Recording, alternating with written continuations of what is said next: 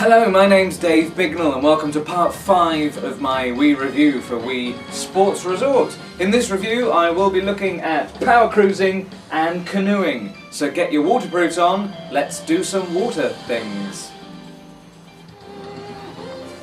Hello there, and this is power cruising. Now what I'm going to do is I'm going to control this on my knees, which is an interesting feat anyway, so you can see the controls. But basically, you have your nunchuck in one hand, and you have your Wii remote with the Wii Motion Plus in the other hand, as if you're holding bicycle handlebars. And what you do is you hold down B for the throttle, and you twist when you want a boost. Now you get a little power meter that comes up on the screen, and when it's up full, if you do your twist, you get the maximum boost.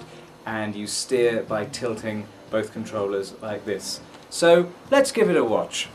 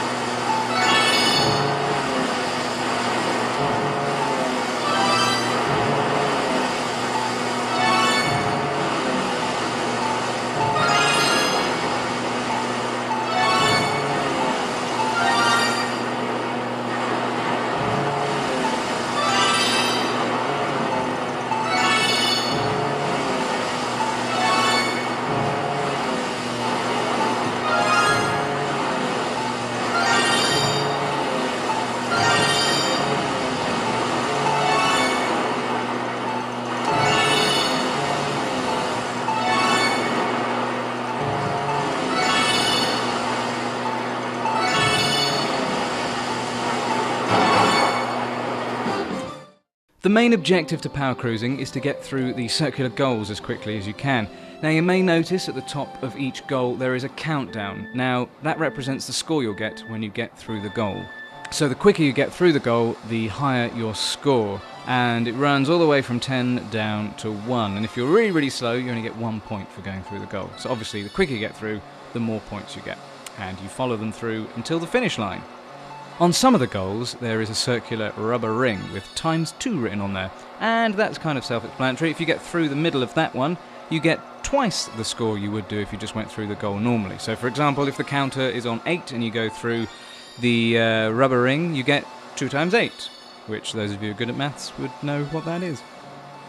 Now the mode you're seeing now is Slalom, where up to 4 players can play taking it in turns to get through the course as quickly as they can and try and pick up as many points as they can. And the other mode is Versus, where you have 2 players simultaneously on the screen, so you get a split screen, and you have to race each other to the end as quick as you can. And now on that, you're not only going through the goals, you're taking into account where the other player is, because they can knock you off course as well, so that becomes quite difficult, but a lot of fun.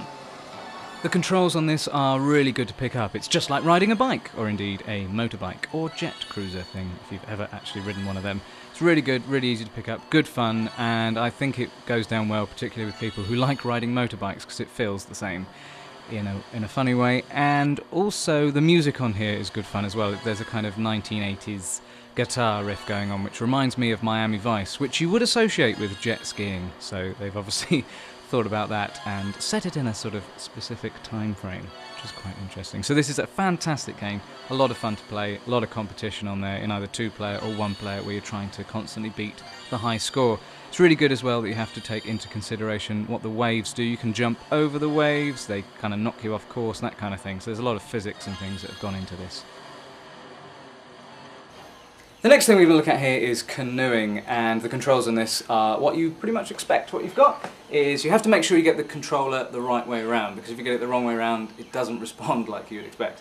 So you've got the Wii Motion Plus facing downwards, and you've got the control panel facing you. And what you've got to do is basically, if you do this, you're rowing to the left, you put your paddle down to the left, and if you do that, you're going down to the right, and it responds perfectly. Now, I've actually managed to do a bit of the stage there without looking what I was doing, so that's very interesting. Now then, this first one is Speed Challenge, and you can have up to 4 players playing at the same time, and this is where I think this is great.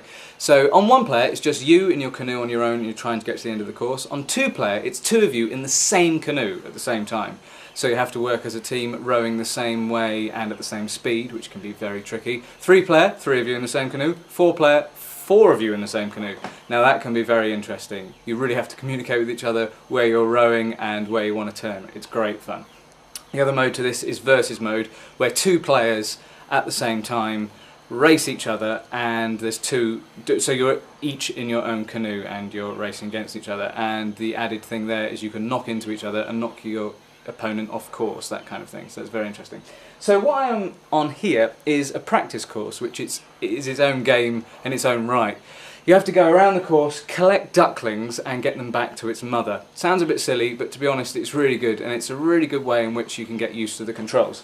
So I've had to put the camera quite far away here, so I know it's difficult to see the screen. It's just so you can see a lot of the motion here. So I do this, and it goes to the left, do that, and it goes to the right. And the harder and the faster you do that, obviously the faster your canoe goes. So this is great fun. And those little sort of orange balls at the side of the course mean that you've reached the end of that bit. And they look a bit like corn puffs that you may have had in a cereal near you. So this is practice mode. And it's really nice, you just have a free paddle around the lake. And like I say, you pick up little ducklings and you've got to rescue them and take them back to their mother. It's good fun. It really gets you used to the controls here. And it's a great workout for the arms as well, I must say. If you play this for a long time, it does feel like your arms are going to just fall off. Which I am assured that is a good thing. So this is practice mode. And as you can see, hopefully, the oar is responding to every little movement that I am doing with the Wii remote. Canoeing is an excellent addition to Wii Sports Resort, and with a lot of these games on here, there's an excellent practice mode which really does show you what you have to do with the controls. And I would recommend on all of the sports on here to try out the practice modes, because they do show you a lot of controls and they go through it in such a way that you do fully understand it before you just go straight into the deep end, excuse the pun there, and try out the controls for yourself and then realise that you don't really know what's going on. Canoeing is yet another example of what the Wii Motion Plus can do, how when you're moving, your motions are represented perfectly on the screen, which makes this a fantastic game. Very difficult, and you have to have a lot of energy to do it, and you have to have a lot of practice in controlling your canoe. But once you've got it, it's a great game. It's one you'll keep revisiting, especially as you can have multiple players cooperatively playing in the game. That is a lot of fun, and also very, very silly. In my next review, I will be looking at cycling and air sports. So please subscribe to my YouTube channel for more updates when I do yet another part of my Wii Sports review. Thanks ever so much for watching and listening. Goodbye for now.